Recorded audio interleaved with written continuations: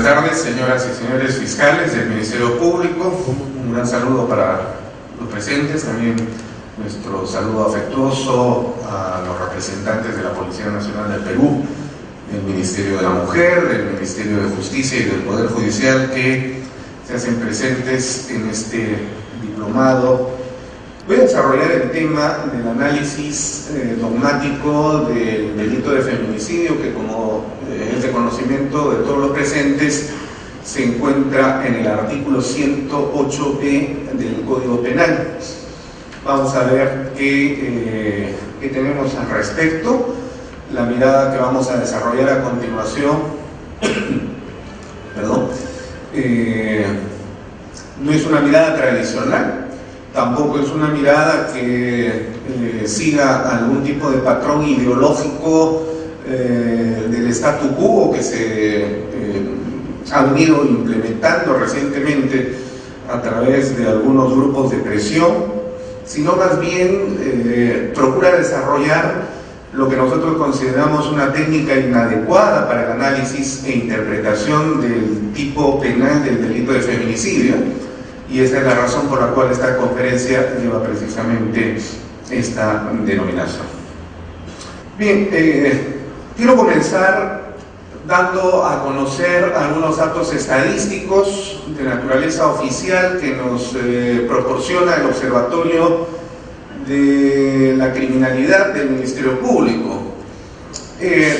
Así como estos datos estadísticos que mostramos a continuación, también podemos encontrar nosotros algunos otros datos provenientes de otras instituciones. Nosotros no vamos a hacer uso de esos datos estadísticos por algunas razones, entre las cuales podemos citar básicamente el hecho de que conocemos de cerca la metodología y precisión estadística con la que trabaja el Observatorio de la Criminalidad, que le ha valido precisamente reconocimientos nacionales e internacionales. Tiene una certificación especial, de modo tal entonces que los datos que se muestran a continuación no son datos ni inflados ni tampoco son depreciados, ¿no? Como sí hemos encontrado muchísimos defectos en algunos otros observatorios de otras instituciones, quizá por la falta de experiencia todavía en este trabajo, pero de manera particular en los observatorios de entidades privadas, ¿no? Que tienden a generar unos datos que, como en las encuestas, ya saben ustedes cómo funcionan las encuestas, siempre hay que tener muchas dudas sobre el particular. Así que entonces, por eso que recurrimos al Observatorio de la Criminalidad. Créanme que si este observatorio no tuviera este reconocimiento y la precisión que nosotros conocemos en su trabajo, no lo citaríamos. Muy bien.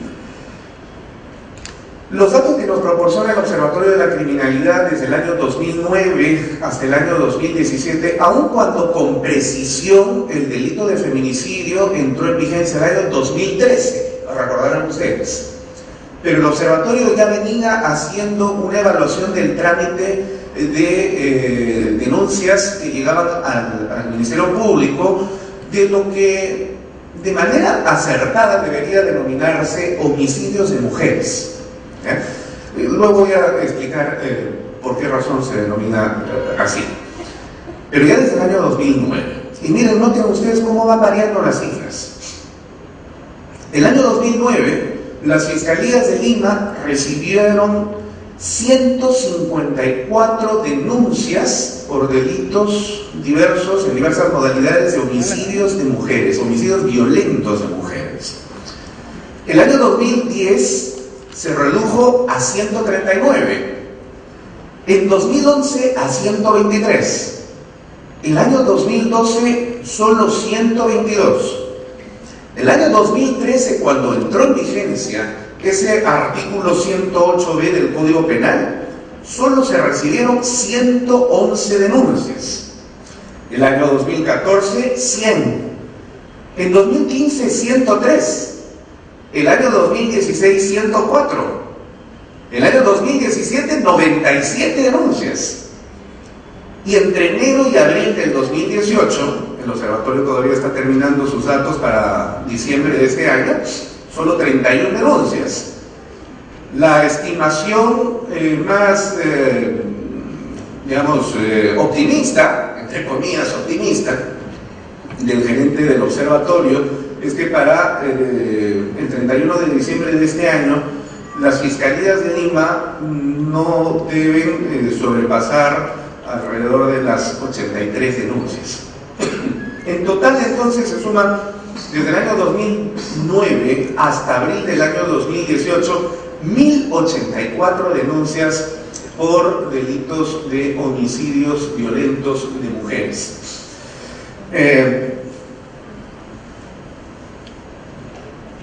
Noten ustedes, hay una reducción. O sea, si es que estas cifras nosotros las viéramos desde el exterior del Perú, y que se muestran además, porque estas son cifras que se dan a conocer nacional e internacionalmente desde el Observatorio de la Criminalidad a través de su página web y de sus boletines, podríamos decir, caramba, qué bien está el Perú. Los homicidios de mujeres cada vez son menores, ¿no? Están decreciendo. Pero nosotros sabemos perfectamente de que eso no es así. Eso no está sucediendo. Desgraciadamente, los homicidios de mujeres cada vez se están incrementando. Y eso es gravísimo. Entonces, ¿por qué el Observatorio de la Criminalidad nos muestra unos datos de esta naturaleza? Y yo anticipaba y decía que precisamente utilizamos estos datos porque estos datos son los más precisos que nosotros tenemos. Y además la metodología con la que trabaja el observatorio es una metodología reconocida internacionalmente con ISO, es decir, impecables. Entonces, ¿pero qué está sucediendo? ¿Qué está pasando? ¿Por qué? Podríamos dudar y decir que el observatorio nos está mostrando datos falsos, que nos está falseando la figura para tratar de generar alguna confusión sobre el particular. No, no está sucediendo eso. Lo que sucede, mis estimados doctores, doctoras, es que, y aquí viene precisamente una introducción de lo que voy a hacer en desarrollo más adelante, la tramitación de los delitos de feminicidio en el Perú, particularmente en Lima, sí se están reduciendo, pero se están incrementando los homicidios violentos de mujeres. He ahí el fin del asunto. ¿Me dejo entender? Cada vez se está usando menos el delito de feminicidio porque se están incrementando los homicidios violentos de mujeres. Esto, por supuesto, no le gusta a ciertas entidades privadas que viven de la cooperación internacional, y por eso es que siempre tienen que generar algunas alarmas, hacer algunas presiones e incluso hasta mentir. Miren ustedes, yo tengo aquí, esto ha sido publicado el 27 de noviembre, es decir, la semana pasada, y donde dice, corresponde a una ONG, voy a decir su nombre, Otra Mirada, una ONG conocida, de una orientación política e ideológica muy conocida también, dice: el último boletín del Ministerio Público muestra que se han registrado 2.113 casos de violaciones sexuales. El acumulado desde el 2013 en delitos de feminicidio es de 63.131 casos reportados ante la Fiscalía. 63.131. Son 1.084. Yo le llamé al gerente del Observatorio de la Criminalidad y le dije inmediatamente la semana pasada: ¿cómo está mostrando un dato así? ¿Esto es cierto? ¿Qué ha pasado? Y él me dijo que esto no era cierto. Esto es un dato falso, que la Fiscalía en ningún momento ha dado un reporte de esta naturaleza. Esto es una mentira. Esto es algo falso. Así operan algunas entidades privadas. Claro, cuando se vive con el presupuesto que le da la cooperación internacional a alguien, como dice Silvio Rodríguez en una famosa canción suya, qué fácil es protestar ante la bomba que cayó a 1000 kilómetros del ropero y del refrigerador. Defender los derechos humanos cuando uno gana $30.000 mensuales es bien fácil. Distinto es como los fiscales, los policías, todos los días se ven cara a cara con los delincuentes y con sueldos que ya se conocen, hacen el frente que corresponde. Y por eso mi saludo y mi respeto a fiscales y policías del Perú, y a jueces también, por supuesto. El dato oficial es este, 1984. ¿Y por qué se están reduciendo entonces los trámites de delitos de feminicidio? Miren, aquí está la curva, siempre en descenso, entre 2009 y 2017. Esta es otra forma de presentar estos datos estadísticos. Cada vez se viene utilizando menos la figura del delito de feminicidio. Pero ahora veamos violaciones de la libertad sexual a nivel nacional desde el año 2000 hasta el 2017. Dice esta ONG que se han incrementado las figuras en un 83.4 y que ha generado hasta el año 2013 63.000 casos. Vamos a ver. El año 2000, la Fiscalía a nivel nacional, el Ministerio Público a nivel nacional, tramitó 5.738 denuncias de violación sexual. En 2001 subió a 6.126, en 2002 a 6.926, en 2003 7.300. Quiero que noten ustedes, año tras año se va incrementando la cifra de los delitos de violaciones sexuales. No hay reducción.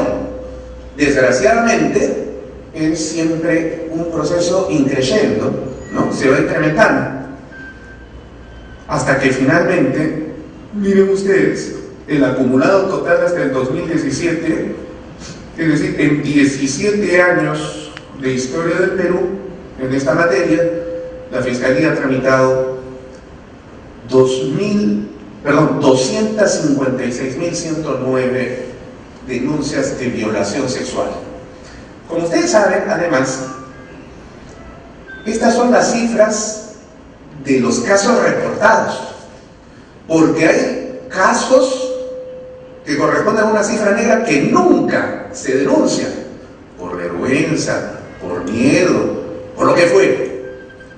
Y así como en el universo la materia oscura siempre es mayor que la materia que nosotros conocemos y que nos rodea en todo lugar, desgraciadamente, también en materia judicial, la cifra negra, la cifra oscura de los casos de violación siempre son mayores.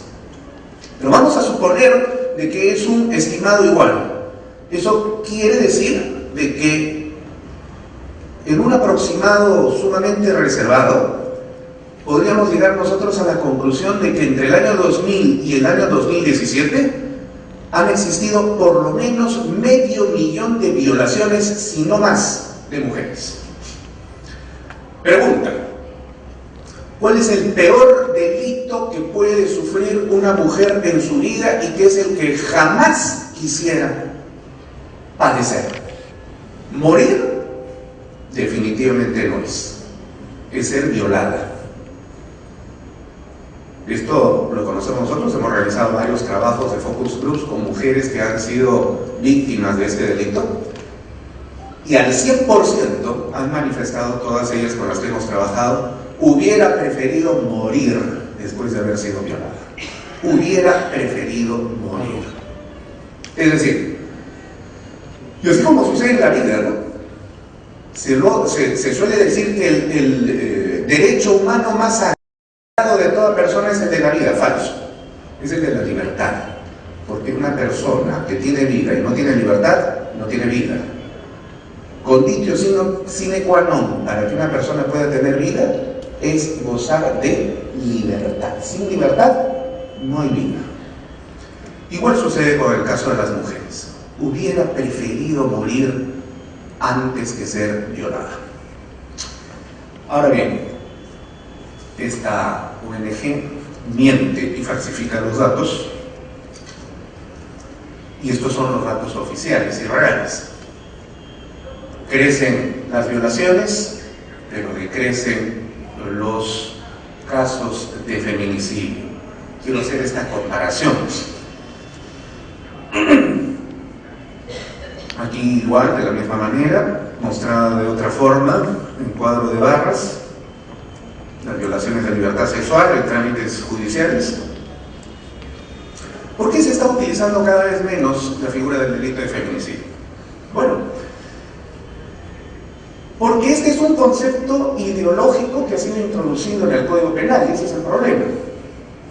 Cuando se introduce una figura ideológica extraída del campo de la ciencia política de cierta orientación, entonces se producen problemas de esta naturaleza. Porque el concepto no es jurídico. Y el Código Penal es un instrumento jurídico de trabajo. No es una biblia de conceptos dogmáticos. No es como en la China hasta los tiempos de Deng Xiaoping, cuando se andaba con el librito rojo de Mao Zedong y había que acabar una discusión, una conclusión, se veía la página tanto y se leía un concepto ideológico del presidente Mao Zedong. No, el Código Penal no es ni el libro rojo, ni el libro negro, ni la Biblia, ni el Corán de nadie. El Código Penal es un instrumento jurídico con conceptos técnicamente determinados por concepciones científicas del campo del derecho penal. Pero cuando se introduce una figura ideológica, entonces surgen problemas como los que vamos a ver a continuación. La expresión femicidio, que es como originalmente se llamó, o le llamó una activista norteamericana, Diana Russell, femicidio, ya luego en países como el nuestro, ese nombre pasó a ser denominado feminicidio, ¿no? Femicidio, feminicidio, es un asesinato misógino de mujeres cometido por hombres. ¿Qué cosa es la misoginia? La misoginia es la aversión, el odio ontológicamente determinado hacia una mujer. Evidentemente, como se trata de una cuestión de género, y el género no es una construcción social, sino que el género es una determinación unida, inescindible e inextricablemente a la caracterización biológica del ser humano. Esto está demostrado científicamente, no lo estoy diciendo yo. Entonces, evidentemente que el que odia a una mujer tiene que ser necesariamente un hombre. Por eso la propia Diana Russell, creadora de este concepto en la década de los años 70, y sostenida la idea a lo largo de los años, ha ganado con precisión. Es un asesinato, es decir, un homicidio violento, misógino de mujeres cometidos por hombres. Ahora, ese concepto está recogido por las Naciones Unidas y se tiene el día de hoy por vigente. En el Perú, dos investigadores sociales muy reconocidos en el país, profesores de la Universidad Católica y además investigadores de trascendencia internacional, como son los profesores Jaime Mujica y Diego Tuesta, en un texto publicado en la revista antropológica del Departamento de Ciencias Sociales de dicha universidad en el año 2012, dice la página 188, definiendo el concepto de feminicidio, lo siguiente: la categoría política feminicidio, miren ustedes, lo hacen con mucha precisión estos profesores. Feminicidio es una categoría política, no es un concepto jurídico. Los conceptos jurídicos son homicidio, lesiones, hurto, robo, violación de la libertad sexual, honor, lavado de activos. Esos son conceptos jurídicos. Pero feminicidio no es un concepto jurídico, es una categoría política extraída del campo de la ciencia política. Entonces dicen estos profesores: la categoría política feminicidio evidencia problemas de traducción a categorías de registro criminológico. Lo reconocen muy bien, pues sus elementos inherentes no se deben a elementos materiales, sino a motivaciones. Las motivaciones son internas, del alma. Misoginia, sexismo, entre otros. Y por lo tanto presentan severas dificultades en términos de registro positivo. Sí, efectivamente, Vamos a ver. El año 2013 fue introducido este párrafo final en el artículo 107 del Código Penal gracias a la ley 30.068. Esta ley creó la figura de feminicidio. Y en el último párrafo de ese artículo 107, cuyo nomen juris es el de parricidio. ¿Qué cosa es el parricidio? El parricidio es el homicidio que comete un miembro al interior de su familia en agravio de un familiar. ¿No es cierto?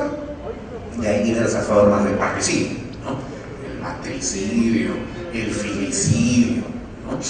Bueno, entonces en la parte final, en el último párrafo, y así ha quedado redactado ahora el artículo 107, dice: si la víctima del delito descrito es o ha sido la cónyuge o la conviviente del autor, o estuvo ligada a él por una relación análoga, es decir, sentimental, de enamorados, ¿no?, de lo que fuere, el delito tendrá el nombre de feminicidio.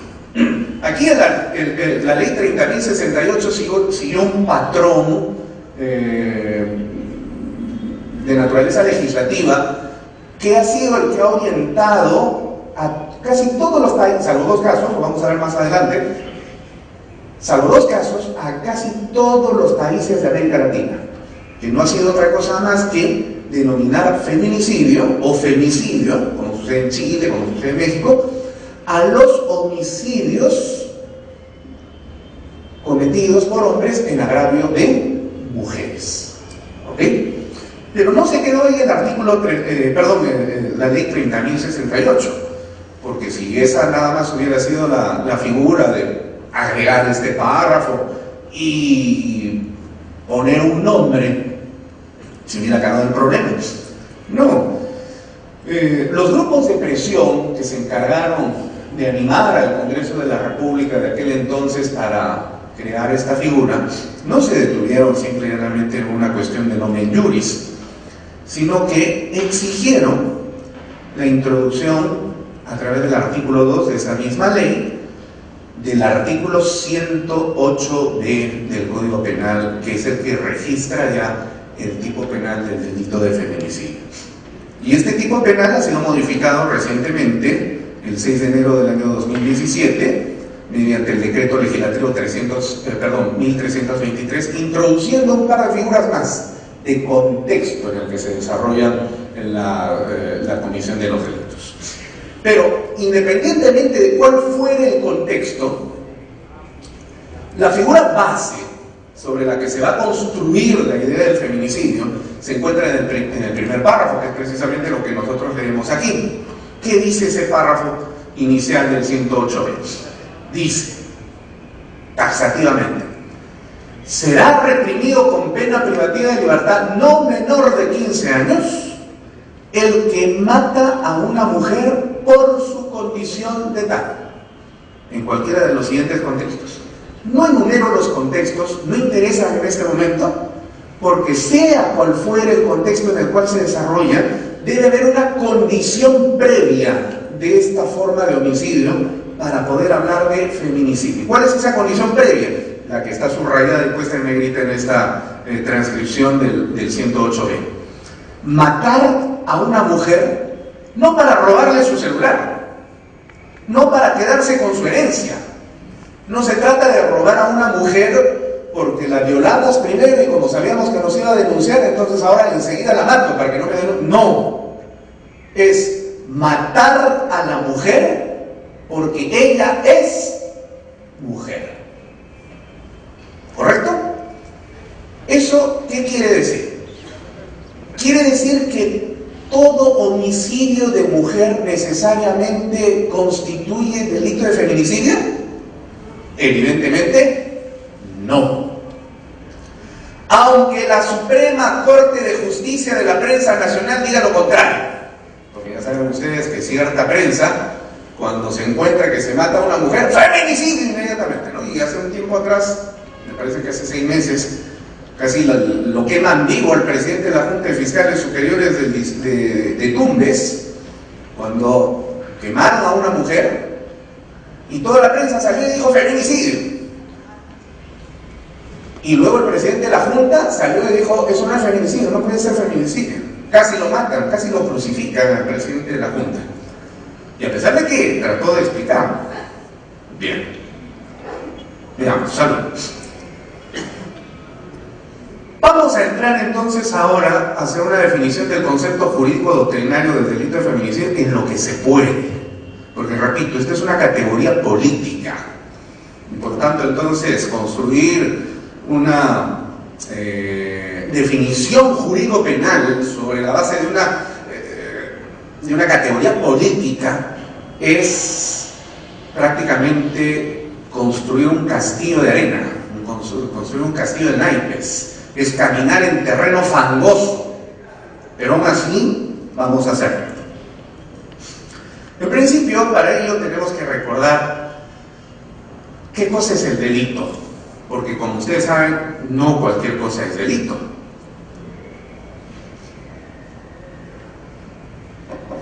Algunas personas, y claro, las que no tienen vinculación con el mundo jurídico, creen que delito es simplemente toda conducta que viola la ley.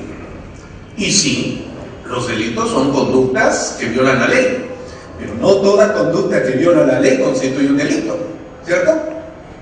Por ejemplo, yo estoy conduciendo mi vehículo, tengo el semáforo rojo delante, o como suele suceder todos los días aquí en la avenida Bancay, quienes tenemos que trasladarnos aquí a la Fiscalía porque trabajamos aquí, o en otras instituciones, pero tenemos que pasar por la avenida Bancay. Y para pasar de Mancocapa a Bancay, necesariamente tenemos que cruzar la avenida Grau. Y hay dos letreros grandes a cada lado, donde dice prohibido girar a la izquierda. Pero todos los días, todos los taxistas, todos los días, estando ese letrero, en la cara de la policía, giran a la izquierda. Todos los días, generando un caos vehicular.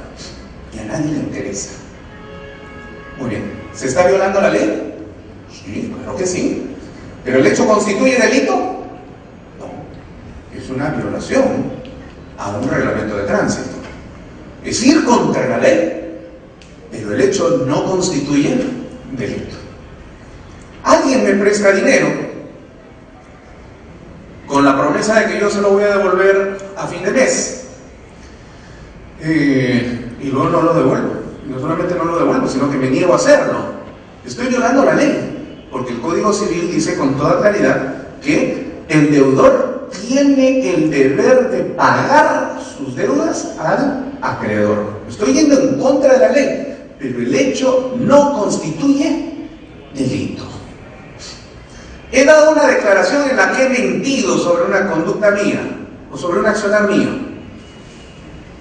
Es algo que va inclusive contra la moral, pero el hecho no constituye delito. Muy bien. Entonces, ¿qué es el delito? Todos los estudiantes de Derecho sabemos, y digo que somos estudiantes de Derecho, porque como decía Eduardo J. Couture, abogado que deja de estudiar es cada día menos abogado. Somos estudiantes de Derecho hasta el día en que nos muramos, con todos los títulos que podríamos tener, pero estudiantes de Derecho al fin y al cabo. Muy bien, entonces los estudiantes de Derecho sabemos perfectamente que el delito, en el mundo del derecho germano-románico donde nosotros nos desenvolvemos, y en nuestro país es tributario de esa familia jurídica que abarca toda América Latina, desde México hasta la Patagonia, con Chile y Argentina, y en Europa tenemos a Portugal, a España, a Francia, a Italia, a Austria, Alemania, Hungría, ¿no? Con sus singularidades, pero finalmente formamos parte de todo este espectro de la familia denominada, jurídicamente hablando, germano-románica. El delito es una acción humana. Esto es importante tenerlo en consideración. La naturaleza no comete delitos. No podríamos abrirle un proceso penal a un huaico que le cayó en Matucana a un bus y mató a 60 personas. En la Edad Media sí le había proceso penal a la naturaleza.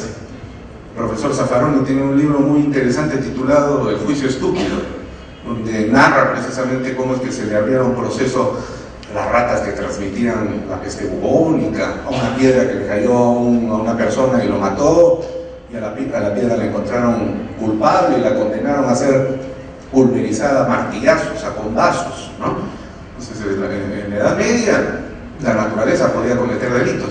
Hoy día, esa idea pues es imposible, es absurda para nosotros, ¿no? Entonces, por eso es necesario remarcar que el delito es una acción humana, pero no cualquier acción humana, sino que es una acción que posee una característica típica, antijurídica y culpable. Es decir, para que exista delito, tienen que concurrir estas tres categorías: tipicidad, antijuricidad y culpabilidad. No estoy diciendo acá nada nuevo, solamente estoy haciendo un recuerdo para todos los estudiantes de Derecho. Ante la carencia de uno de esos elementos, hasta que no exista uno, por ejemplo, no hay tipicidad, el hecho puede ser antijurídico y culpable, pero no es típico, entonces la acción humana no es o no constituye delito. O la conducta puede ser típica y culpable, pero no antijurídica, entonces el hecho no constituye delito. Para que el hecho constituya delito, tienen que concurrir las tres categorías: tipicidad, antijuricidad y culpabilidad. Ahora bien, de estas tres categorías, las dos primeras, tipicidad y antijuricidad, forman lo que en doctrina de derecho penal se denomina injusto penal. Ese es el injusto penal. La labor del fiscal en la investigación preparatoria y antes de llegar a juicio es la de recaudar todos los elementos probatorios tendientes a demostrar su teoría del caso, que no es otra cosa más que la presentación de la tipicidad y antijuricidad que la conducta del investigado haya cometido. Es decir, el fiscal se presenta ante el juez, el fiscal que va a ir ante el juez a juicio. Dicho sea de paso, ya no se debe decir juicio oral, porque es una tautología, porque todo juicio es en principio oral, no hay ningún juicio que no sea oral. Esto es como decir el cuadrado tiene 4 lados, obviamente, pues, ¿qué cuadrado tiene 3 lados o 5? Yo no tengo que decir el cuadrado tiene 4 lados, hasta decir juicio. Y dicho sea de paso también, el modelo acusatorio ha sido creado para que solo el 5% del total de casos que conoce un fiscal sean llevados a juicio. El otro 95% tiene que acabarse en la fiscalía, a través de las salidas alternativas y todos los mecanismos que existen. Eso es algo que nosotros tenemos que cambiar en mentalidad. Esto no se trata simplemente del cambio de un código de procedimientos penales a un código procesal penal. Es como un cambio de mentalidad jurídica, ¿no? Los expertos estiman por eso que para que el código funcione realmente en el Perú van a tener que pasar todavía 20 o 25 años, porque claro, esto viene de formación, ¿no? El día de hoy nosotros estamos llevando el 95% de casos a juicios. Error, es al revés. Entonces, cuando podamos llevar solo el 5% de casos a juicio y el fiscal se presente ante juicio, es porque va a llevar lo que se denomina el injusto penal. Y en juicio presentará su teoría del caso, actuará sus pruebas para demostrar su teoría del caso y se establecerá con el juez la culpabilidad, que no es otra cosa más que la capacidad de reproche, la reprochabilidad. ¿Ok? El Código Procesal Penal, por eso, gana no quien dice la verdad, sino quien puede demostrar su verdad, aunque su verdad no la sea. En el proceso acusatorio se construye la verdad procesal, no busca la verdad material. Muy bien, este es el delito, esta es la estructura del delito: tipicidad, antijuricidad y culpabilidad, una acción humana. Ahora, cuando hay esa relación entre tipicidad y antijuricidad, se genera lo que se denomina la congruencia típica. Veamos. El fiscal, la policía y el propio abogado defensor para poder iniciar el procedimiento correspondiente del análisis de lo que podría constituir una acción típica, es comenzar precisamente por el campo de la tipicidad. No se comienza por la antijudicidad ni por la culpabilidad, se comienza primero tratando de subsumir o repeliendo la acción de subsunción de una conducta hacia la categoría de la tipicidad. Entonces, la tipicidad, de acuerdo a la teoría dominante que nosotros tenemos en el Perú, todavía vigente, como en Argentina, en Chile, en Colombia, inclusive, y somos, dicho sea de paso, los países más adelantados en el campo del derecho penal en América Latina, la teoría finalista del delito enseña que la tipicidad como categoría del delito tiene una doble estructura. Veamos. En primer lugar, lo que se denomina la tipicidad objetiva. Y esa tipicidad objetiva está integrada por una serie de elementos. En primer lugar, el bien jurídico tutelado. Como ustedes saben, el derecho penal no crea bienes jurídicos. El derecho penal protege bienes jurídicos que son creados por otras ramas del derecho. El derecho constitucional, el derecho civil, ¿no? El derecho laboral. Es el derecho penal, como instrumento de última ratio en la aplicación, va a proteger esos bienes jurídicos que son protegidos por otras normas que han sido violentadas. Bien jurídico tutelado, sujeto activo o agente, que es el que comete el delito, sujeto pasivo o víctima, como se le llama ahora en el modelo acusatorio, antes se le llamaba agraviado. La conducta típica que está regida por el verbo que se utiliza en el tipo penal, por ejemplo el 106 dice: el que mata a otro será reprimido con pena privativa de libertad. El verbo regente en este caso del 106 es el verbo matar, ¿no es cierto? Matar, esa es la conducta típica. ¿Y cómo se mata? Bueno, con la forma idónea que sea para matar. A mí no me van a matar agarrándome a puntapiés en las canillas, por ejemplo, ¿no? Nadie se muere por puntapiés en las canillas, eso es imposible. Si alguien quisiera matarme, no va a venir y me va a jalar del cabello y me va a arrastrar hasta el piso 1. Dolerá, me causará lesiones, pero eso no me va a matar. Pero si alguien viene con un punzón y me lo quiere clavar aquí en el cuello o en el corazón, ya compromete mi vida. Esa es una forma idónea de matar. Entonces la conducta típica tiene que ver con el verbo regente o los verbos regentes, porque hay tipos penales que tienen más de un verbo, ¿no? Y con las formas idóneas que se requieren para realizar esa conducta típica. Y luego viene la acción típica, que no es lo mismo que la conducta típica. La acción típica, en la teoría finalista del delito, tiene una connotación que vamos a analizar un poquito más adelante.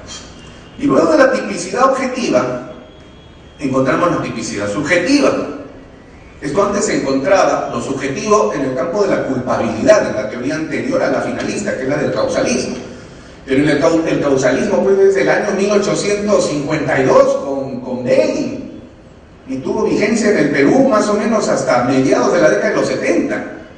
¿No? Quienes han estudiado derecho a partir del 76, 77 para adelante hasta el día de hoy, no han estudiado causalismo. Históricamente se estudia, ¿no? Pero hemos sido formados, todos los que estamos aquí presentes, en la égida de la teoría finalista del delito, e inclusive en estos últimos años, bajo la perspectiva de la teoría jacobsiana del rol social, pero eso es otra cosa.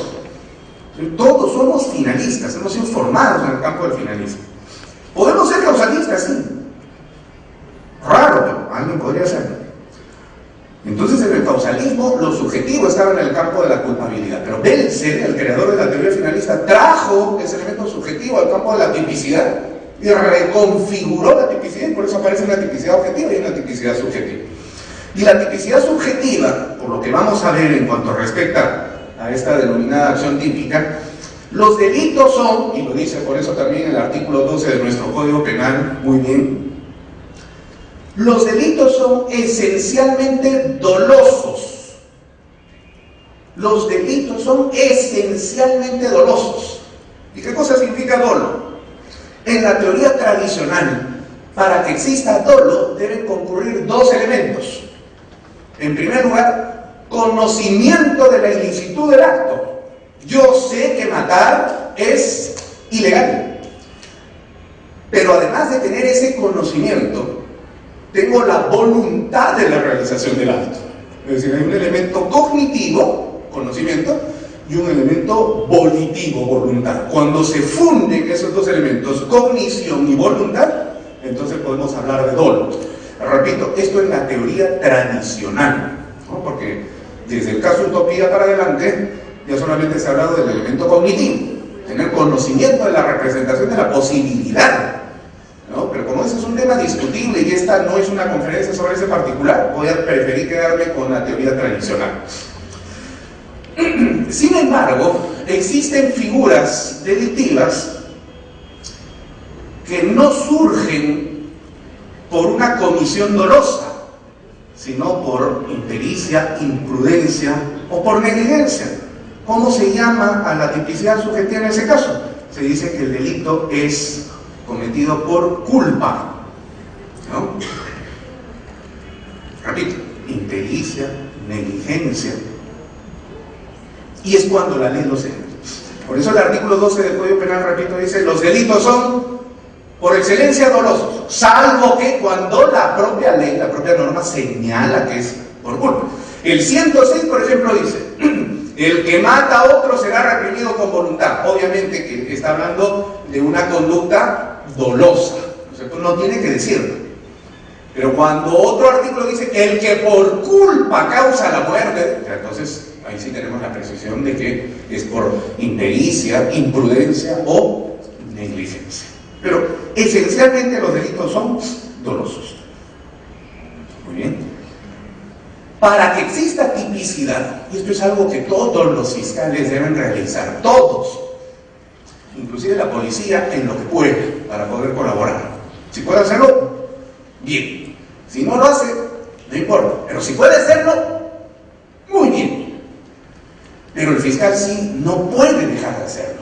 El fiscal tiene la obligación de realizar este juicio de subsunción típica, así se llama, juicio de subsunción típica, a través del método heurístico, ¿no? Que es precisamente lo que estamos desarrollando. Entonces, conozco un hecho, me pregunto, ¿cuál es el bien jurídico tutelado que se ha violado? Vida humana independiente. ¿Quién es el sujeto activo? José. ¿Quién es el sujeto pasivo? Juan. ¿Cuál fue la conducta típica? José apuñaló a Juan hasta que murió. ¿Cuál es la acción típica? ¿Cuál era la voluntad que tenía Juan para realizar en ese momento la acción contra José, el que murió? Quería matarlo. Listo. Tenemos los elementos objetivos del tipo. Y luego, después de la entrevista correspondiente al homicida, al sujeto activo, le preguntaban: ¿por qué? ¿Qué quería usted hacer cuando lo apuñaló al sujeto? Quería matarlo. Listo. Dolo, conocimiento y voluntad. ¿Sabe usted a quién ha matado? Sí, he matado a este fulano por tal razón. Yo lo conocía. Y quería hacerlo. Dolo. Listo. Cuando se juntan esos dos elementos, conocimiento y voluntad, hay dolo. Pero al mismo tiempo ya tenemos tipicidad objetiva y tipicidad subjetiva.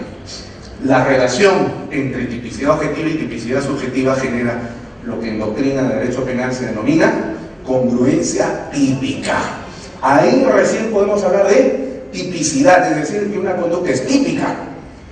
Porque si solamente tenemos tipicidad objetiva pero no tenemos tipicidad subjetiva, no hay congruencia típica, por lo tanto entonces no hay tipicidad. Tiene que concurrir, tiene que relacionarse la tipicidad objetiva con la tipicidad subjetiva para que exista congruencia típica. Solo así podemos hablar de tipicidad, no hay otra forma.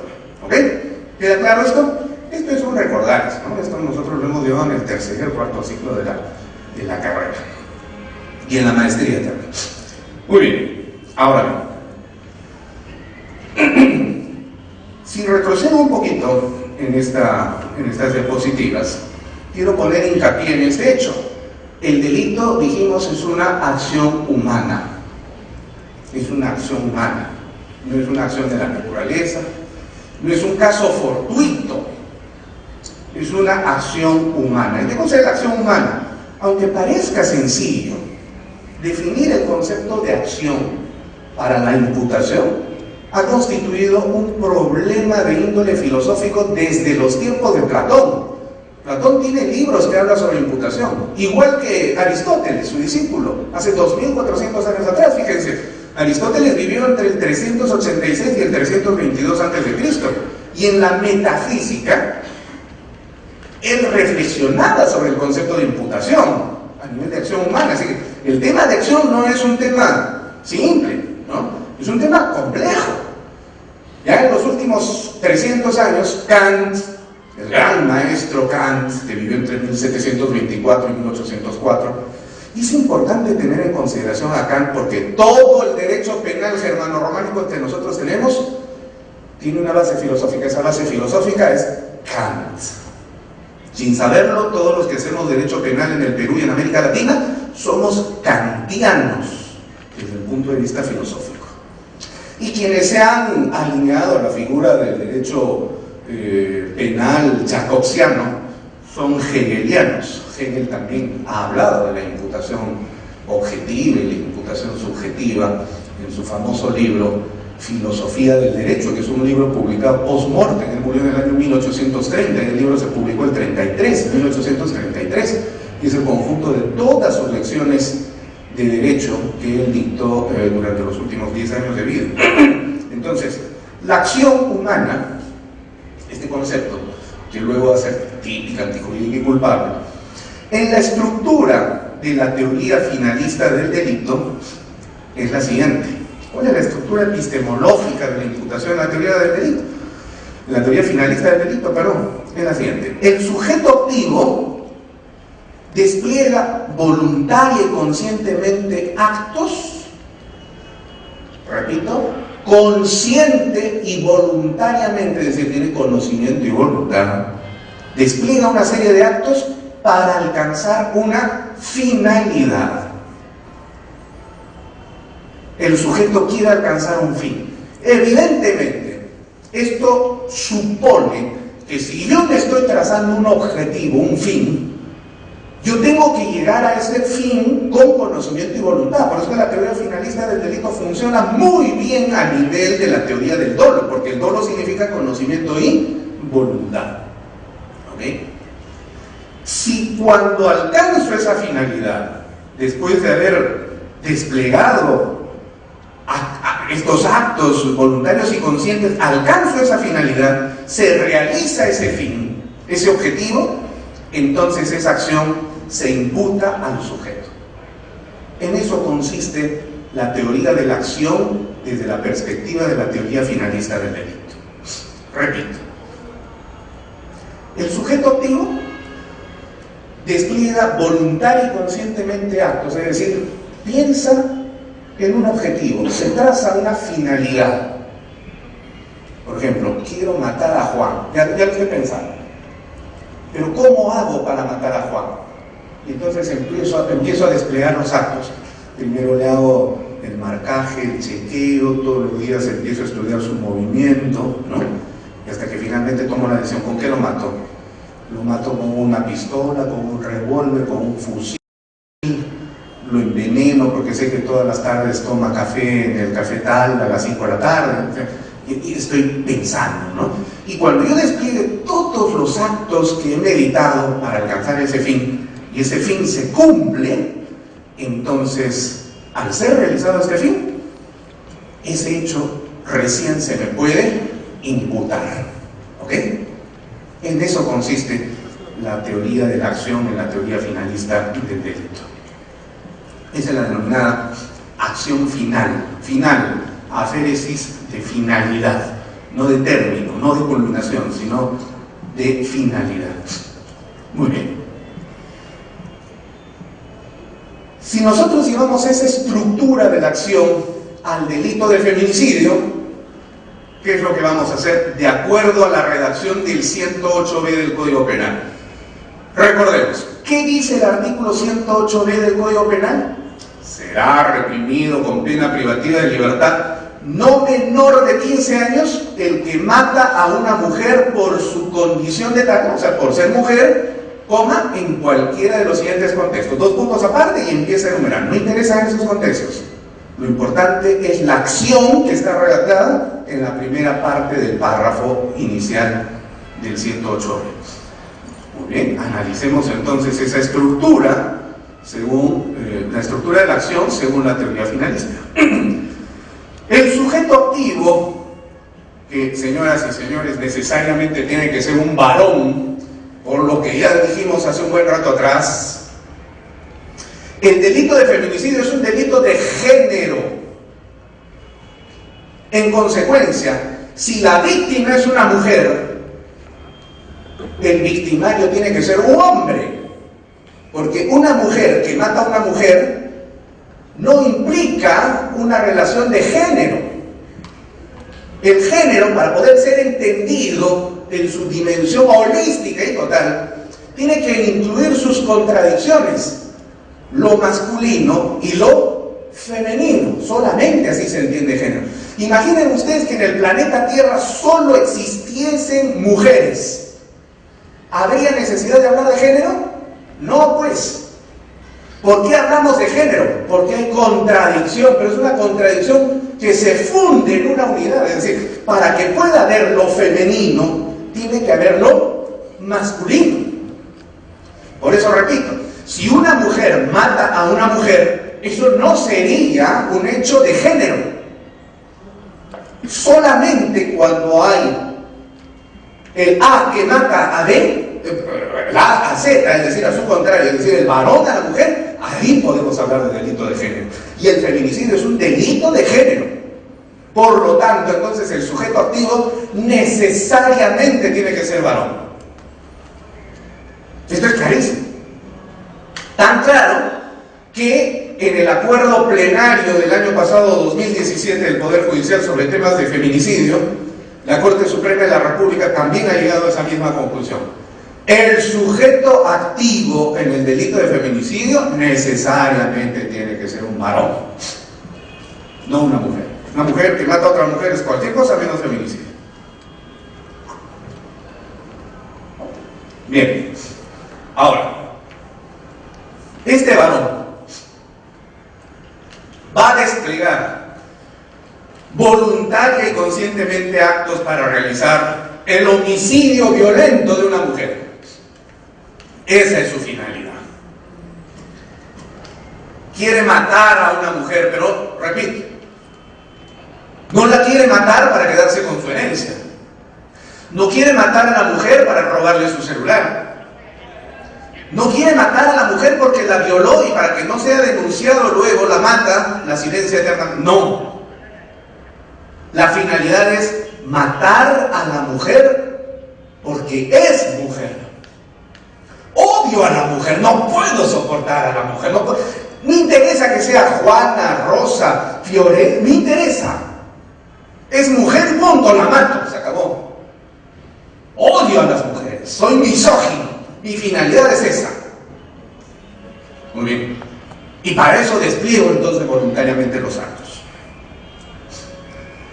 Si se prueba esta finalidad en la acción del sujeto varón, de que este que ha matado a una mujer, la ha matado porque esta es mujer, entonces la acción recién puede ser imputada al sujeto activo. ¿Correcto? Solo así. Solo así. Y aquí está el gravísimo problema. Aquí está el grave problema. Porque el primer desafío que se presenta al fiscal es a nivel probatorio. ¿Cómo se prueba que un hombre que mata a una mujer la está matando porque ella es mujer? ¿Cómo? Yo quisiera, por favor, aquí detenerme un momento y propiciar la participación de fiscales que me ganan experiencia en el campo práctico y nos digan, por favor, ¿cómo se puede probar que un hombre que mata a una mujer la está matando porque ella es mujer? Alguien que libremente quisiera participar. Sí, decía que un caso claro donde se puede advertir que se mata a una mujer por el hecho de ser mujer, Sí. es el ejemplo clásico y originario de esta figura, que es el caso Campo y Bodelero, ocurrido en México. Sí. Claro, ahí nació la figura del feminicidio. Así es. Así es. Nosotros tenemos en el Perú el tema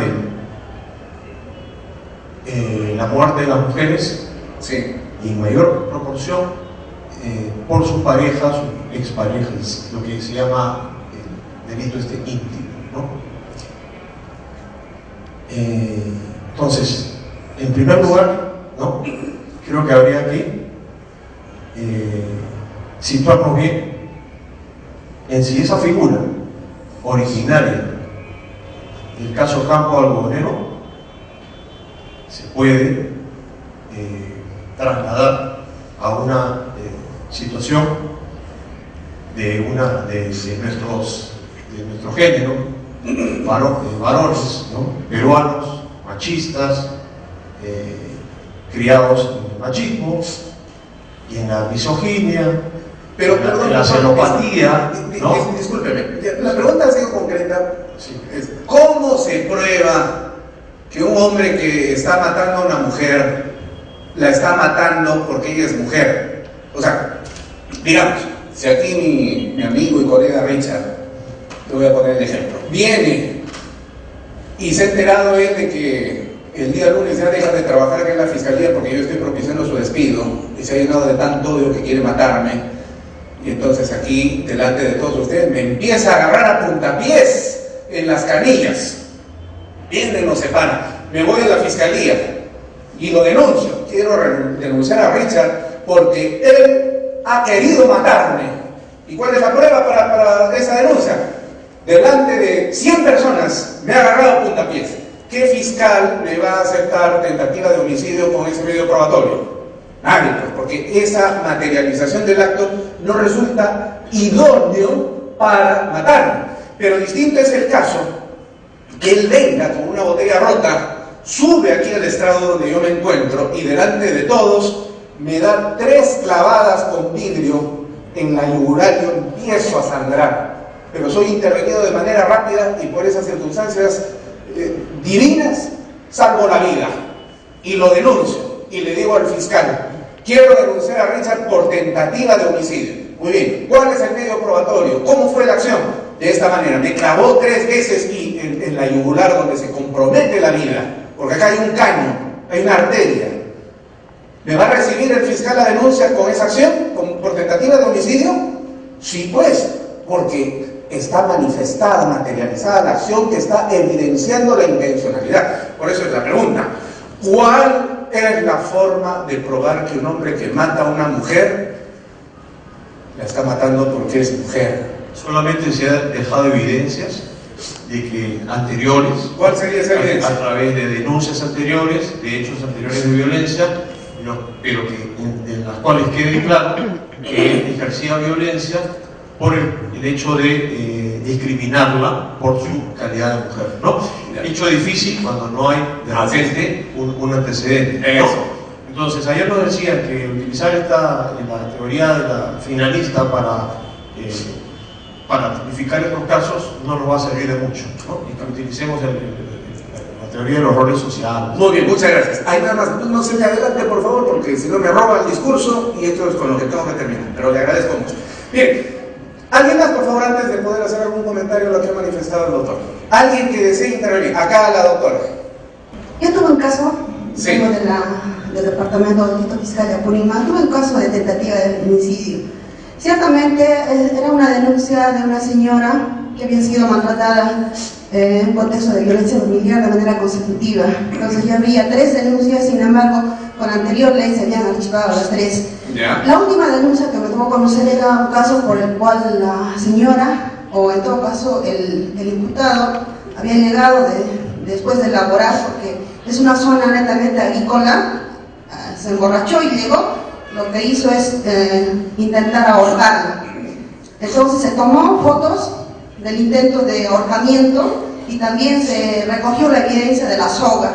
Entonces eso se llevó a juicio por un delito de tentativa de feminicidio, tomando en cuenta los antecedentes tales como las denuncias de manera consecutiva por violencia familiar y finalmente la tentativa de feminicidio al intentar ahorcarla ha sido hemos solicitado la prisión preventiva, luego al final se ha sentenciado a esta persona por tentativa de feminicidio.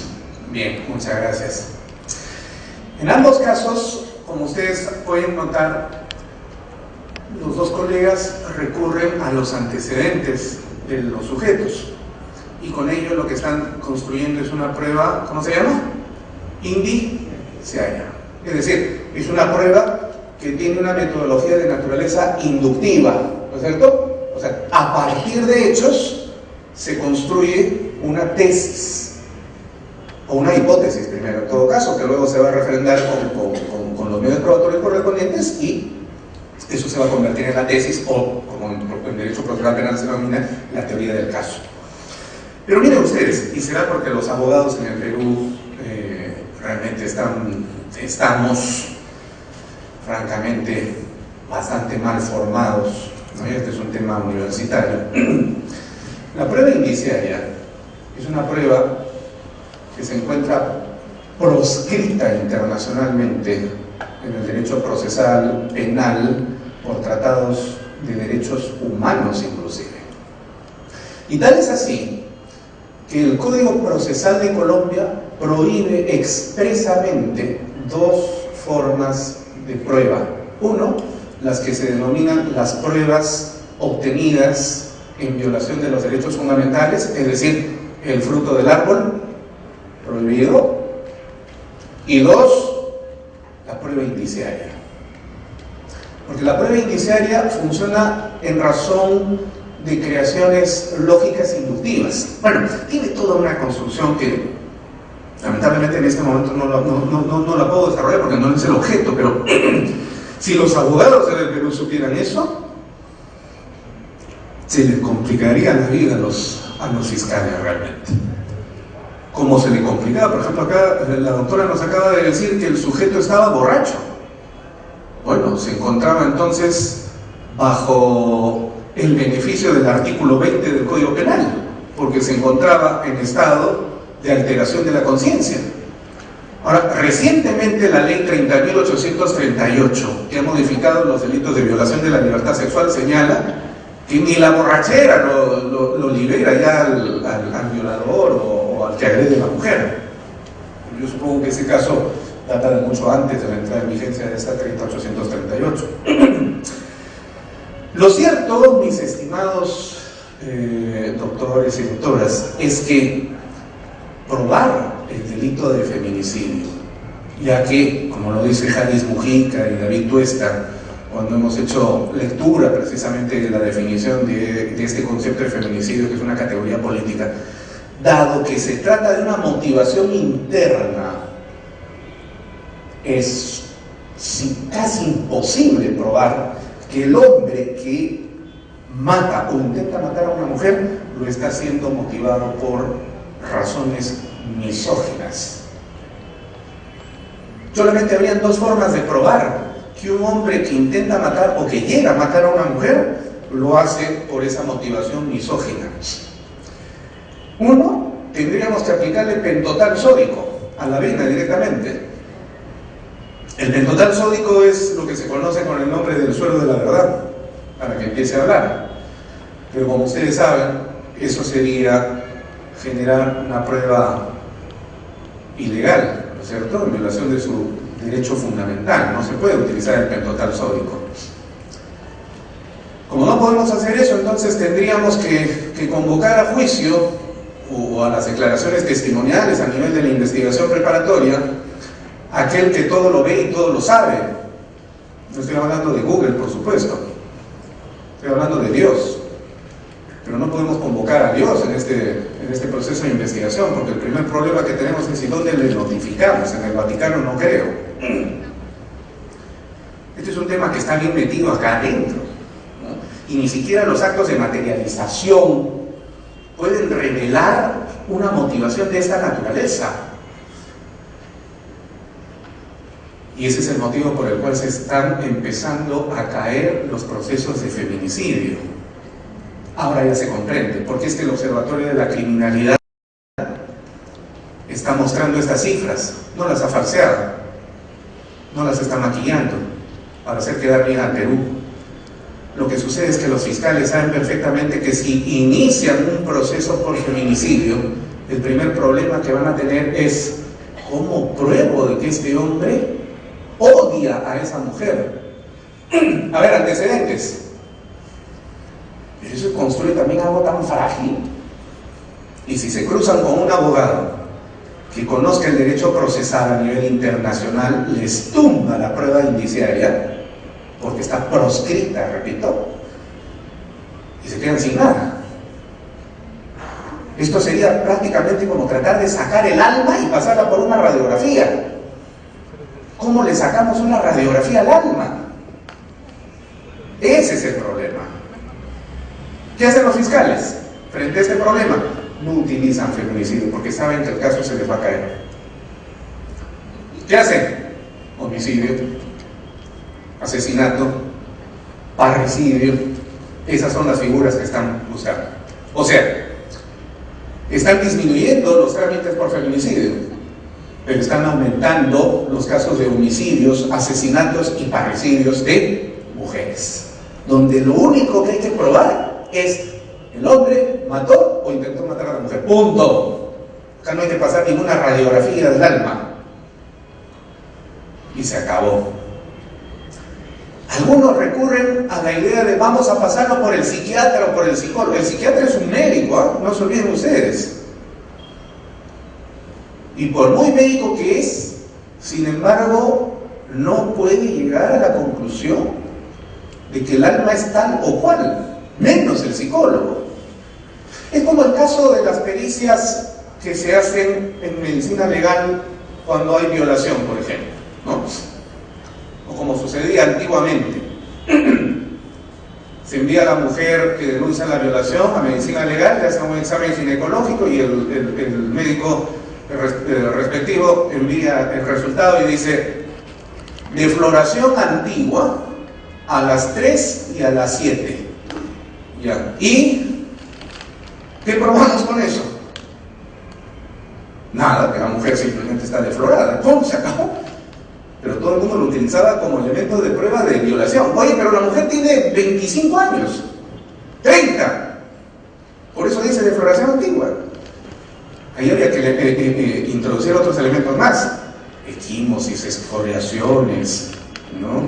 Evaluación psicológica de la mujer, qué sé yo, ¿no? Pero esa pericia por sí sola no dice nada. Como dice Frank Almanza, ¿no? Es como la pistola que se utilizó para matar a fulano de tal. Esa pistola por sí sola no dice nada, hay que hacerla hablar. Y por eso es que el fiscal tiene que litigar en ese caso. Pero en el caso del alma, pasarle una radiografía al alma, eso todavía no se ha inventado. Eso todavía no existe. Eso no puede hacerlo ni el psiquiatra, ni el psicólogo, salvo que el hombre confiese que sí, pues efectivamente yo odio tanto a las mujeres que no las soporto. Como el caso de Jack el Destripador, ¿no? Pero aún así, con Jack el Destripador, que mató a 7 prostitutas, luego se llegó a descubrir de que él mataba a las prostitutas porque su madre había sido prostituta. Entonces, cada vez que él mataba a una prostituta, no estaba matando a la prostituta, estaba matando a su madre. Eso era claro. Ahí sí se evidenciaba que era un odio a su madre, ¿no? La violencia extrema, la ha ahorcado, la ha estrangulado, le ha cortado en pedacitos a la mujer, pero violencia extrema. Yo he recibido unos WhatsApps espantosos de unos cárteles mexicanos, horribles, donde se ve como 2 o 3 sujetos desollan vivo a un sujeto, hasta sacarle el corazón estando vivo él. Violencia extrema, o sea, ya es la crueldad, es la peor forma que se puede ver. Pero eso no es odio necesariamente contra ese sujeto al que están matando, ¿no?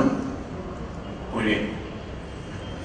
Así que la violencia extrema no necesariamente tampoco revela pues un sentido misógino. ¿Recuerdan ustedes el caso de Juliana Yamoja? Apuñaló a su madre 80 veces hasta que murió. Podríamos nosotros, porque para matar a una mujer o a cualquier persona basta un puñalazo certero, 3, 4, pero 80, eso ya revela pues cólera, ¿no es cierto? Entonces podríamos nosotros decir, ah, entonces Juliana mató a su mamá porque es mamá. No, pues eso es absurdo también, ¿no? Entonces la violencia extrema tampoco necesariamente está revelando misoginia. Mucho cuidado. Estoy hablando desde el punto de vista finalista, ¿ok? Desde el punto de vista finalista. Vamos a seguir avanzando para ver cómo resolvemos este problema. A ver, ¿qué pasa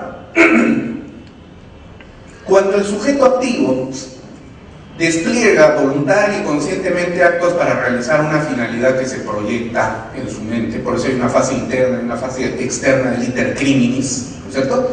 La fase interna es cuando cavilo, pienso, medito. Esa fase no es punible hasta que vienen los actos preparatorios en la fase ejecutiva y empiezo a realizar, y eso puede ser penado en nivel de tentativa, inacabada, acabada, ya se analizará hasta alcanzar el fin correspondiente. Pero por alguna circunstancia estoy avanzando a alcanzar ese fin y de repente me sale otra cosa y no el fin que yo buscaba. Obtengo un resultado objetivo. La pregunta es, ¿puedo imputar ese resultado objetivo a la conducta del sujeto? ¿Cuál es la respuesta? La respuesta es no. No porque la doctrina lo diga, menos yo, sino porque así lo establece el artículo 7º del título preliminar del Código Penal. ¿Qué dice ese artículo 7º? Queda proscrita toda forma de responsabilidad objetiva. O sea, ¿qué cosa quiere decir eso? Si el sujeto activo está avanzando a la comisión del delito que quiere alcanzar, pero obtiene otro resultado, que no es el que se había proyectado en la finalidad, por más delictivo que sea ese resultado, no puede ser punible, porque se encuentra fuera del rango de la acción final. Ejemplo, Juan encuentra a su amigo José besándose con la novia de Juan, y se llena de tanta cólera Juan, que empieza a golpear a José, y le da de alma, los ha encontrado infragante, en la calle, ¡pum, pum! Le está dando de golpes, y José, que tiene algo de sangre en la cara, no responde a los golpes y se está cubriendo, y qué sé yo, y en esos tira y jala, en esos jaloneos. De repente José, el amigo traidor, cae aparatosamente contra el pavimento de la calle, se golpea el cráneo, y resulta que José tenía un defecto genético de disminución de la densidad ósea en 60%, lo cual genera de que sus huesos sean tan débiles que entonces no puede recibir golpes, y eso solamente lo sabe él y su madre, lo han escondido porque lo consideraron siempre una vergüenza, no lo sabe absolutamente nadie. Entonces Juan le está golpeando y José cae aparatosamente contra el suelo, contra el pavimento, se golpea el cráneo, lo cual le genera una doble fractura del parietal derecho con exposición de masa encefálica, produciéndole un shock hipovolémico que le causa la muerte inmediatamente. Tenemos un muerto. Pregunta, ¿podemos imputar el resultado muerte de José a la acción de Juan? La pregunta que debe hacerse el fiscal y la policía en ese momento es, ¿cuál era la finalidad de Juan en esa acción? No ver el resultado, sino primero preguntar. Por eso se llama teoría finalista del delito. Y la pregunta clave es, ¿cuál era la finalidad del sujeto activo en el momento en el que estaba realizando esta acción? En este caso, ¿cuál era la finalidad de Juan en el momento en que realizó la acción? ¿Matar a José? No, porque si lo hubiera querido matar, de frente lo hubiera ido a matar. Evidentemente, la finalidad de Juan, cuando le estaba dando de golpes, era lesionarlo. Esa era su finalidad. Pero resulta de que no alcanzo mi finalidad, o probablemente sí la alcancé porque le di buenos golpes, pero el resultado final fue un resultado objetivo: muerte de José. Muy bien, ¿podemos entonces iniciarle a Juan, el sujeto activo, un proceso por delito de homicidio simple? No, porque el artículo 7º del título preliminar del Código Penal dice: queda proscrita toda forma de responsabilidad objetiva. Esto es consecuencia del principio de mínima intervención del derecho penal. Señores, últimamente, y con esto vamos a culminar para hacer un break, y luego regresamos para terminar este tema.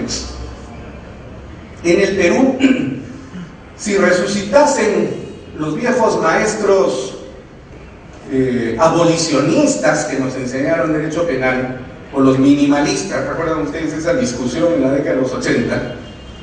Los abolicionistas, que eran más criminólogos que juristas penales, decían, siguiendo a Zaffaroni, el derecho penal será tragado por la criminología, decían, y desaparecerá un día el derecho penal. Luego Zaffaroni se arrepintió de eso y dijo: quemen mis libros, por favor, hasta 1992, porque no sirven para nada. Él mismo lo dijo. Y los minimalistas decían: no, el derecho penal no va a desaparecer, pero la tendencia es que el derecho penal va a reducirse progresivamente porque la sociedad está yendo en un proceso de civilización. Si resucitaran esos maestros el día de hoy y vieran lo que hemos hecho en el Perú y en todo el mundo, donde hemos sobredimensionado el derecho penal, porque el día de hoy todo es delito, todo es delito. No sé de dónde han sacado la idea de que la sociedad se ordena con más derecho penal.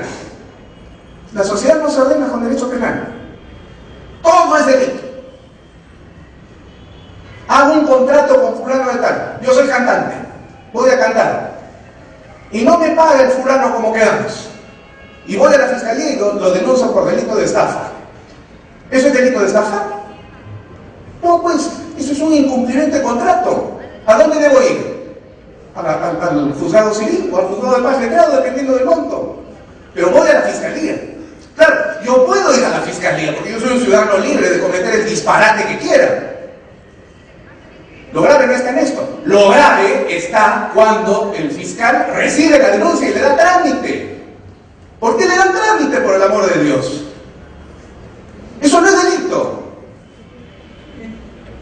Todo lo hemos convertido en derecho penal. Y el derecho penal es de aplicación en última ratio. Última. Principio de mínima intervención. Si el hecho que obtengo yo es un resultado objetivo, no va al campo penal, porque sí lo establece el artículo 7º del Código Penal. ¿A dónde debe ir la familia de José que se acaba de morir? Claro, la familia de José está pidiendo que lo ejecuten a Juan, pero la familia de José tiene el derecho de pedir eso. Pero nada más. ¿A dónde debe ir esa familia? Debe ir pues al juzgado civil a pedir una indemnización, pero no al campo penal. Así que por favor tengamos clara conciencia de nuestro trabajo sobre el particular. Todo lo penalizamos, todo lo hemos penalizado. La sociedad no se arregla con el derecho penal. Muy bien, entonces, ¿cómo probar esta finalidad en el campo de feminicidio? Como decía Hamlet, siendo boca de Shakespeare, he ahí el dilema. Hecha la explicación hasta aquí, entonces continuemos con el análisis dogmático de este tipo penal. Veamos, ¿qué pasa si, como dijimos, obtenemos un resultado objetivo que no encuadra con la finalidad? No se puede imputar ese resultado objetivo a la acción del sujeto activo por mandato imperativo del artículo 7º del título preliminar del Código Penal. Eso es lo que significa que queda proscrita toda forma de responsabilidad objetiva. Muy bien. Si se elimina la acción típica en consecuencia de una conducta, como sucede aquí, aquí tenemos toda la estructura de la tipicidad.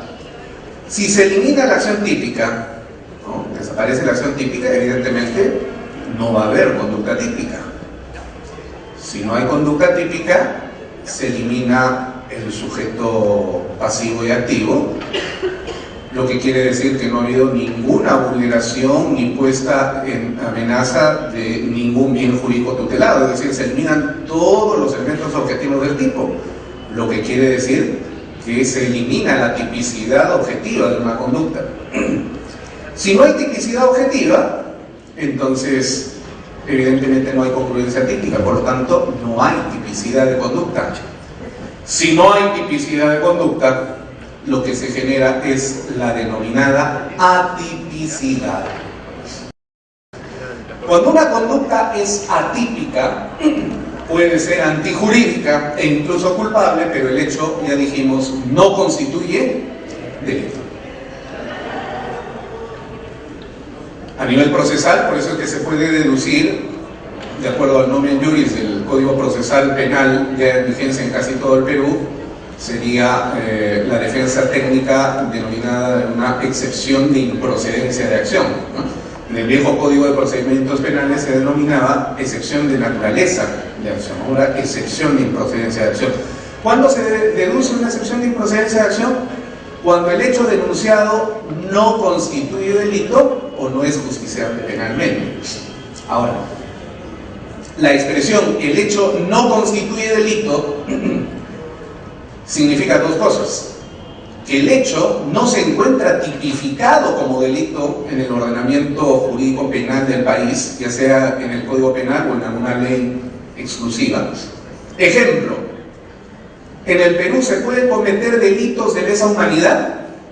La respuesta es no, porque salvo que alguien aquí me diga en qué artículo del Código Penal está tipificado algún delito de lesa humanidad, no existe.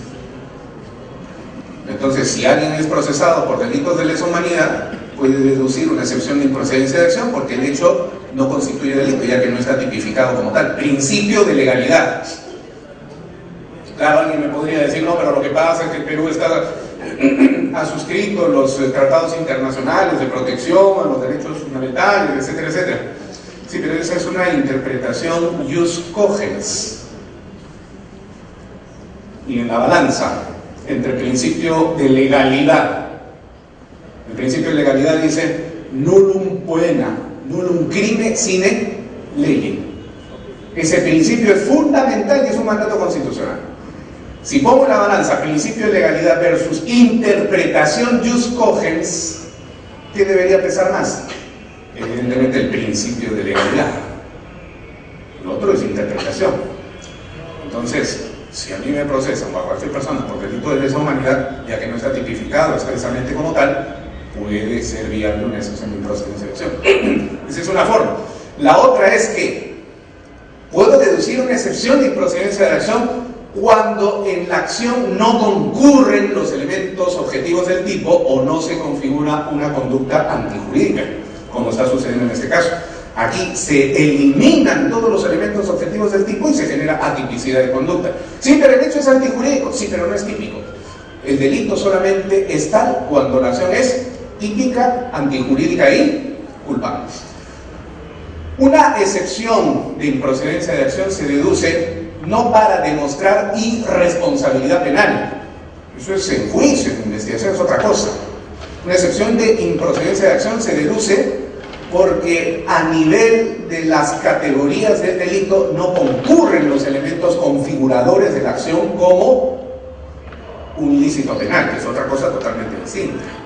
Eso es lo que genera entonces aquí en ese caso una atipicidad de conducta. Muy bien.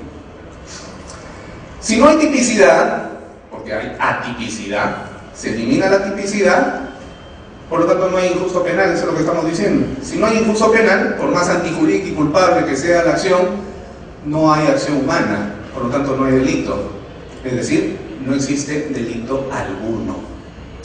Muy bien, esto es exactamente lo que ha sucedido en el caso Arles Contreras. ¿Recuerdan ustedes el caso Arles Contreras?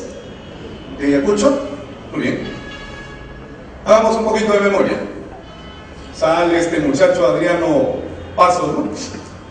Desnudo, se abalanza contra ella, la jala, la coge del cabello, enrosca el cabello en su mano y la empieza a arrastrar.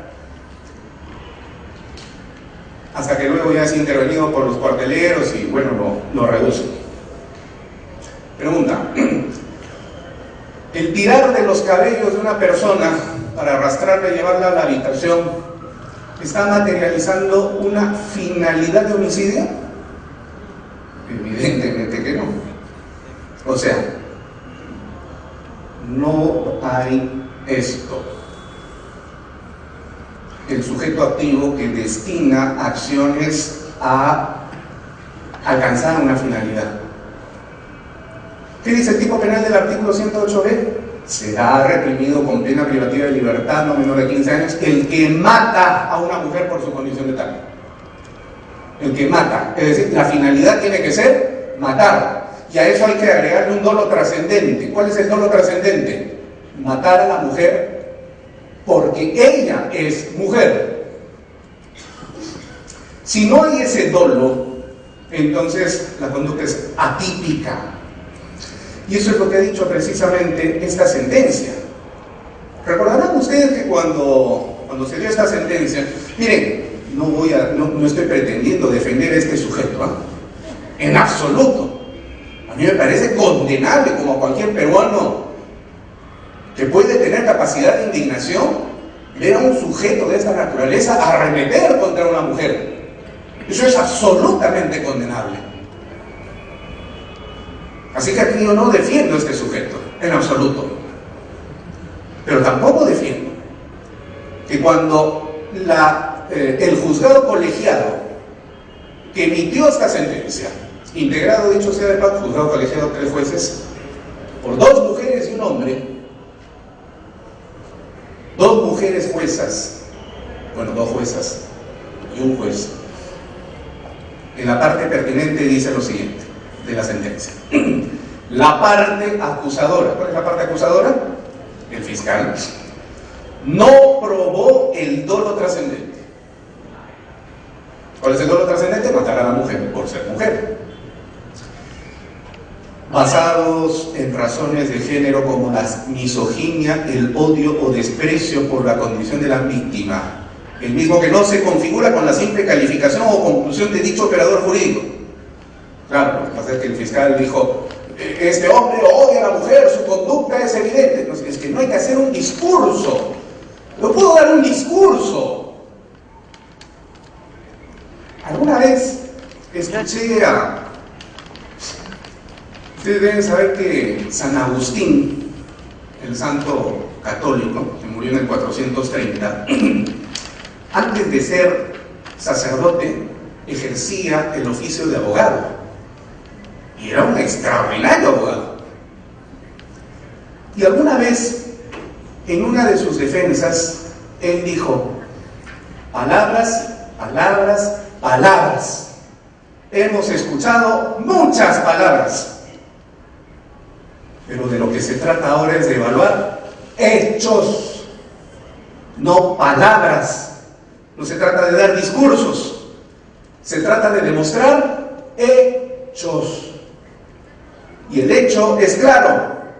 Este sujeto la golpea, la lanza al suelo y la arrastra por el suelo. ¿Ese hecho está revelando una intención de matar? No. Evidentemente que no.